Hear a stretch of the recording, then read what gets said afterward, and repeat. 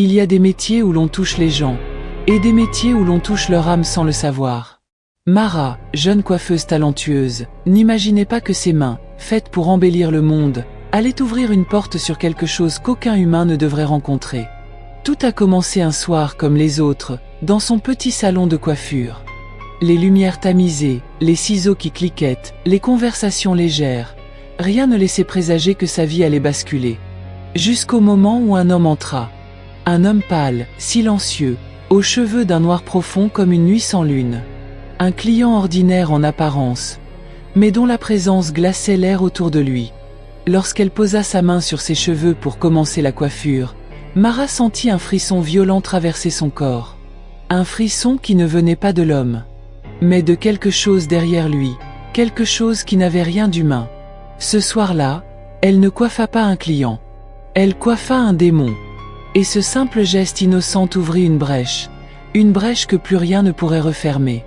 Dans la petite ville de Quincalla, tout le monde connaissait Mara, une coiffeuse talentueuse dont les doigts semblaient danser sur les cheveux.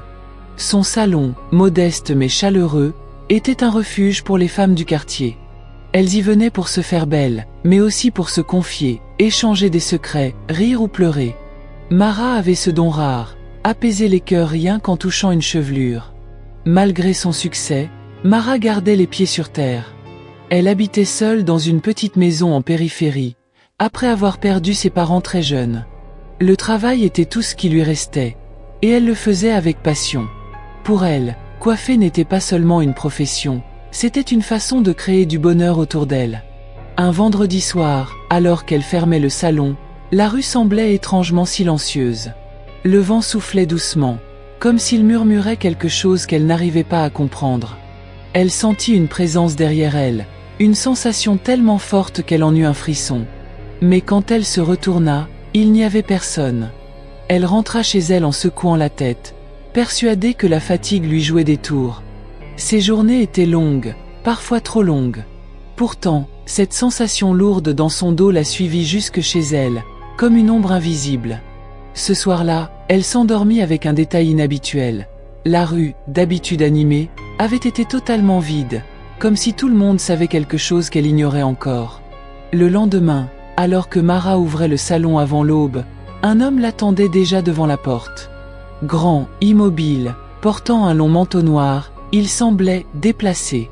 Ses yeux brillaient d'une lueur étrange, presque rouge. Mara sentit instantanément son cœur s'accélérer. L'homme entra sans un mot. Sa présence glaciale remplit la pièce comme une fumée lourde. Il demanda simplement « Je veux que vous me coiffiez. Maintenant ». Sa voix était grave, comme si plusieurs voix parlaient en même temps. Mara hésita, mais son sens du professionnalisme reprit le dessus. Elle l'invita à s'asseoir. L'homme ôta son chapeau, révélant des cheveux incroyablement longs, noirs et lisses, mais étrangement mouvants. Il semblait respirer. Elle commença à travailler, mais à chaque fois que ses doigts touchaient les mèches, elle ressentait comme une décharge, un frisson glacial qui remontait le long de son bras. L'homme, lui, ne bougeait pas, ne respirait presque pas. Ses yeux restaient fixés sur le miroir. Quand elle eut terminé, il se leva lentement, posa quelque chose sur le comptoir, une pièce ancienne, noire comme la nuit. Puis il disparut aussi silencieusement qu'il était entré. Ce n'est qu'après son départ que Mara réalisa que la pièce était brûlante, comme sortie du feu. Dès ce soir-là, des phénomènes étranges commencèrent à se produire. Les miroirs du salon vibraient légèrement, comme s'ils tentaient de respirer. Les peignes tombaient tout seuls. Les lumières clignotaient sans raison. Mara tenta de tout ignorer, persuadée que ce n'était qu'une coïncidence. Mais un jour, elle surprit une cliente qui fixait un miroir avec terreur. « Vous avez vu ça ?» demanda la femme. « Votre reflet. Il souriait alors que vous ne souriez pas. » Mara resta figée, incapable de répondre. Les nuits devinrent plus difficiles. Elle entendait des pas dans son salon pourtant fermé à clé. Des murmures l'appelaient par son nom. Elle retrouva même un matin des cheveux noirs identiques à ceux du mystérieux client disposés en cercle au milieu du sol. Elle pensa à brûler la pièce qu'il lui avait donnée, mais dès qu'elle l'approcha du feu, une voix grave murmura « Ne fais pas ça ». Mara lâcha l'objet en criant. Elle comprit alors que quelque chose s'était attaché à elle. Quelque chose de dangereux. Et elle ne savait pas encore comment s'en défaire. Les jours suivants, Mara tenta de reprendre une vie normale, mais l'ombre du mystérieux client planait sur elle. Chaque fois qu'elle touchait une chevelure, elle avait l'impression de sentir une présence derrière son dos, comme si quelqu'un observait chacun de ses gestes. Les clientes commençaient à remarquer son malaise. Un soir, alors qu'elle nettoyait le salon, la pièce noire laissée par l'homme se mit à vibrer. Elle roula sur le comptoir, tomba au sol et se déplaça seule, comme guidée par une volonté invisible. Mara recula en tremblant, le cœur battant au bord de l'explosion. Soudain, la pièce se fissura et un souffle glacé envahit la pièce. Une voix résonna dans les murs. « Tu m'as touché. Tu m'as ouvert la porte. Maintenant, je t'appartiens. » Mara se couvrit les oreilles, mais la voix semblait venir de l'intérieur même de son crâne. Elle courut chez elle, se barricada, éteignit toutes les lumières. Mais même dans l'obscurité, elle voyait des ombres bouger, comme si les murs murmuraient son nom. Elle réalisa qu'elle ne pouvait plus fuir. Ce qu'elle avait coiffé n'était pas un homme. C'était une entité. Et elle l'avait laissé entrer dans sa vie. Elle comprit qu'elle devait trouver quelqu'un, n'importe qui, capable de l'aider. Sinon, ce démon finirait par prendre plus que son esprit. Il finirait par prendre son âme. Mara se rendit chez Ngori, un devin réputé pour ses connaissances en phénomènes mystiques. Sa maison était remplie de symboles gravés, de talismans, de masques anciens. À peine avait-elle franchi la porte que le vieil homme avait déjà compris que quelque chose n'allait pas. Après l'avoir écouté, Ngori blêmit. « Ce que tu décris, ce n'est pas un être humain. C'est un taguin, un démon ancien qui se nourrit d'âme par le toucher. Quand tu as coiffé ses cheveux, tu l'as invité dans ton esprit. » Mara sentit ses jambes flancher. Le devin examina la pièce noire et recula immédiatement. Ce n'est pas une pièce. C'est un sceau d'emprisonnement. Il a été brisé. Tu es désormais sa cible. Il rangea ses talismans comme s'il se préparait à une guerre. Il expliqua à Mara qu'elle avait deux options, soit se soumettre au démon, soit se battre. Mais combattre une telle entité nécessitait un rituel dangereux, long et extrêmement douloureux. Et aucune garantie de réussite. Pourtant, Mara n'hésita pas une seconde. Elle préférait mourir en se battant plutôt que de finir esclave d'un démon qu'elle avait, sans le vouloir, libéré. La nuit suivante, le rituel commença. Ngori traça un cercle de protection autour de Mara, disposa des bougies et des herbes sacrées. La pièce vibrait déjà, signe que le démon sentait ce qui se préparait. Le vent se mit à souffler alors que les fenêtres étaient fermées. Dès que le rituel démarra, Mara fut projetée au sol par une force invisible. Elle hurla, sentant quelque chose agripper son âme. Ses doigts tremblaient, ses yeux se retournèrent presque. Ngori récitait des incantations de plus en plus vite. Le visage du démon apparut dans le miroir du salon. Yeux rouges, sourire déformé, dents longues comme des lames. « Tu es à moi, Mara. Ton toucher m'a ouvert la porte. Tu ne peux plus la refermer. » Sa voix résonnait dans chaque miroir, chaque ombre, chaque reflet. Les cheveux de Mara se soulevèrent comme tirés par une force invisible. Les murs se fissurèrent. Les flammes des bougies devinrent bleues. L'air devint glacial comme au fond d'une tombe. Ngori cria « Résiste.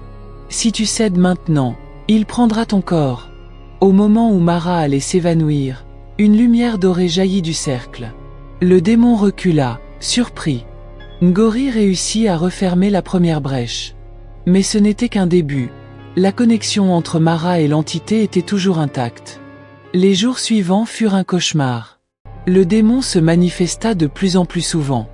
Les cheveux de Mara changeaient de texture, devenaient plus lourds, presque vivants.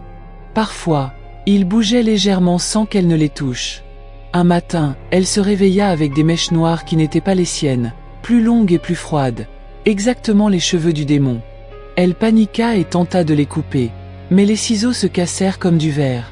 Au salon, les clientes commencèrent à avoir peur. Une jeune femme hurla en voyant les cheveux de Mara bouger tout seuls dans le miroir. Madame Denise, une cliente fidèle, s'enfuit en criant que Mara n'était plus humaine. Mara se sentait changée. Parfois, quand elle touchait quelqu'un, elle ressentait un frisson malsain, comme si elle aspirait une énergie qui ne lui appartenait pas. Son reflet semblait sourire alors qu'elle restait immobile. Elle comprit que le démon tentait de la transformer, que sa chevelure servait de canal. Elle n'était plus seulement hantée, elle devenait une porte vivante pour l'entité. Lors d'une nuit sans sommeil, Mara retourna chez Ngori, désespérée de comprendre pourquoi elle avait été choisie.